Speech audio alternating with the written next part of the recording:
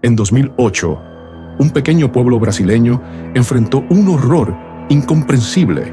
Cuerpos en forma de cruz aparecían, enviando un mensaje perturbador.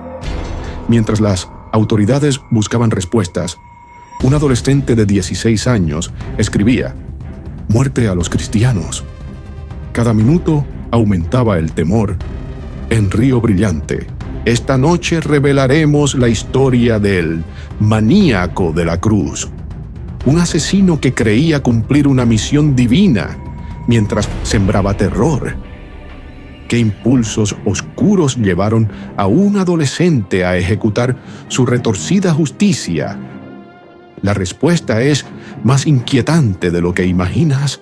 3 cuerpos, 3 cruces, un mismo mensaje escrito en sangre: infierno. Así comenzó el reinado de terror del maníaco de la cruz en Río Brillante. En julio de 2008, Catalino Gardena, un obrero de construcción de 33 años, fue encontrado en un terreno baldío, su cabeza cubierta con una bolsa de plástico, una puñalada precisa en el corazón y sus extremidades extendidas en una cruz. La escena ritualística no dejaba dudas sobre la naturaleza del crimen. Un mes después, en agosto, Leticia Neves de Oliveira, una empleada de gasolinera de 22 años, apareció desnuda sobre una tumba en el cementerio local, su cuerpo dispuesto en forma de cruz. Este patrón claro confirmó la presencia de un asesino serial. Los vecinos comenzaron a encerrarse en sus casas al anochecer, temiendo ser la próxima víctima. La prensa local ya lo llamaba el maníaco de la cruz, alimentando el pánico colectivo. El punto culminante llegó en octubre con Gleice Kelly da Silva, una adolescente de apenas 13 años. Su cuerpo fue hallado en una obra en construcción, rodeado de cruces dibujadas en el suelo. Junto a ella, una nota con la palabra infierno, escrita con claridad. Cada víctima presentaba incisiones meticulosas que formaban cruces en el torso, heridas realizadas con precisión casi quirúrgica. Los intervalos entre crímenes se acortaban, de un mes entre el primero y segundo, a apenas 6 semanas entre el segundo y tercero, intensificando la presión sobre la investigación. Los investigadores pronto descubrieron que las víctimas no eran elegidas al azar. Catalino Gardena fue seleccionado por ser alcohólico y homosexual. Leticia Neves de Oliveira por ser travesti. Gleice Kelly da Silva por consumir drogas. El asesino interrogaba a sus víctimas sobre sus creencias y conducta sexual antes de actuar. Aquellos que no cumplían con su distorsionado código moral eran ejecutados y dispuestos en posición de crucifixión.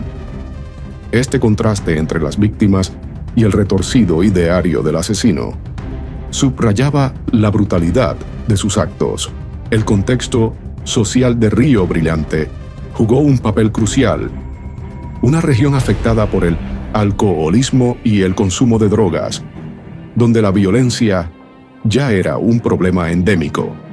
Pero nada había preparado a la comunidad para este tipo de crímenes rituales.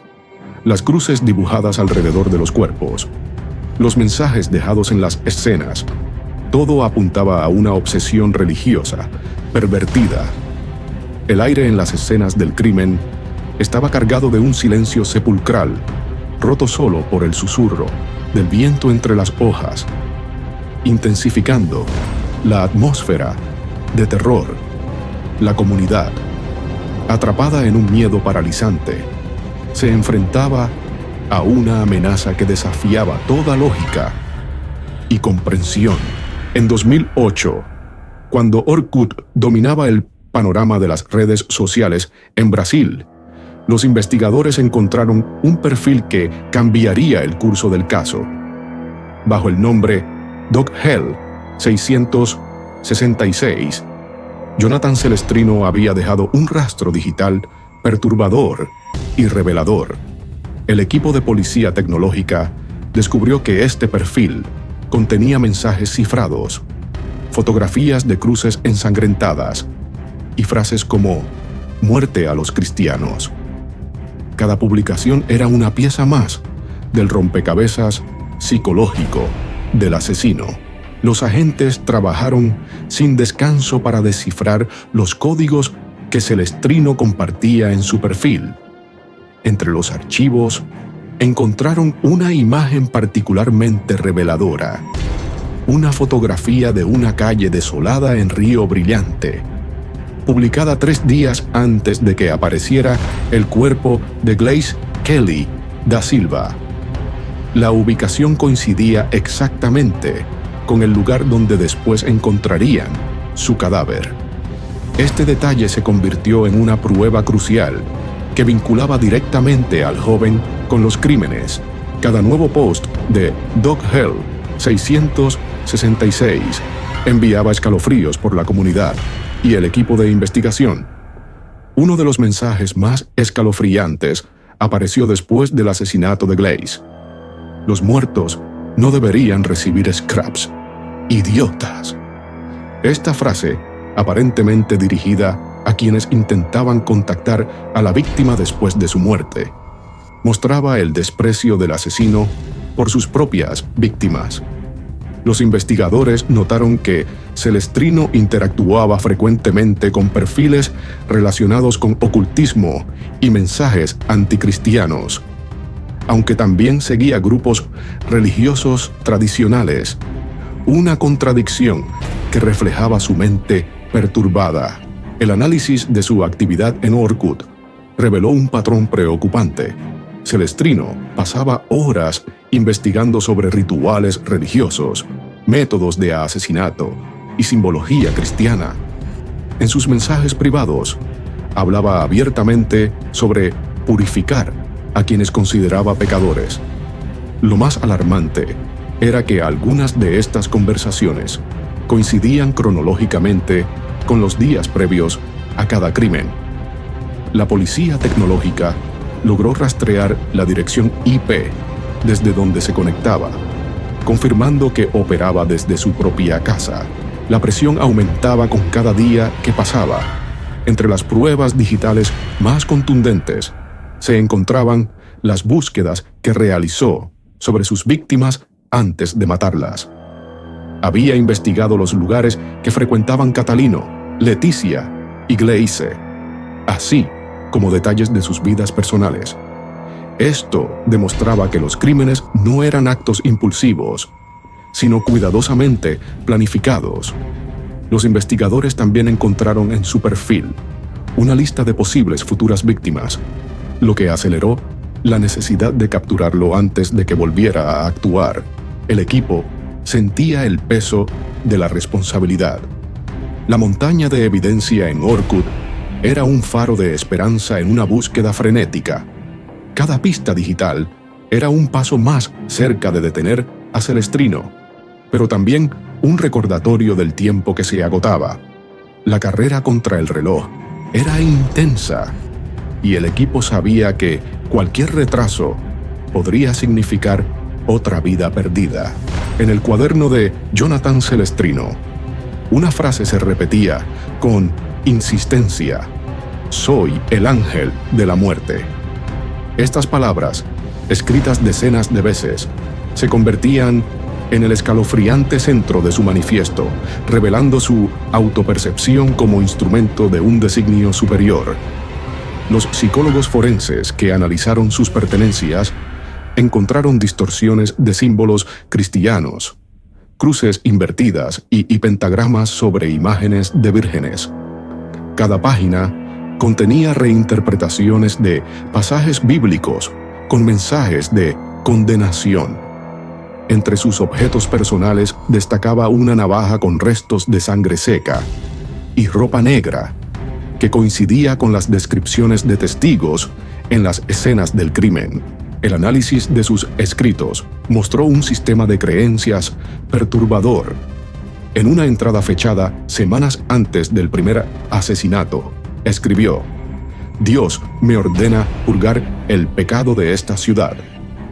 Mezclaba conceptos del cristianismo con elementos de ocultismo, justificando sus actos. Sus dibujos mostraban figuras humanas crucificadas, acompañadas de anotaciones sobre castigo divino y redención a través del sufrimiento. Esta documentación permitió a los investigadores reconstruir su proceso de selección de víctimas, basado en su percepción de pecados específicos. Carla, la única sobreviviente de sus ataques, proporcionó un testimonio clave. Relató cómo Celestrino la interrogó sobre sus creencias religiosas antes de intentar asesinarla. Hablaba de limpiar el mundo de pecadores. Declaró, decía que era un enviado, que tenía que sacrificar a los impuros. Este testimonio coincidía con los patrones encontrados en sus víctimas. Catalino por su homosexualidad y alcoholismo. Leticia por su identidad de género. Gleice por su consumo de drogas. Cada crimen seguía un ritual preciso, incluyendo la disposición en cruz y las incisiones en forma de símbolos religiosos. Los psiquiatras forenses enfrentaron un dilema diagnóstico complejo. Sus acciones mostraban signos de fanatismo religioso, con una interpretación distorsionada de conceptos bíblicos, y características de trastorno psicótico, incluyendo delirio de grandeza y ausencia de remordimiento. Su cuaderno contenía listas de pecados capitales, junto a nombres de posibles víctimas, demostrando un proceso de planificación metódico. Los expertos coincidieron en que sufría de un trastorno psicótico con delirios religiosos, aunque debatieron sobre su conciencia de la ilicitud de sus actos.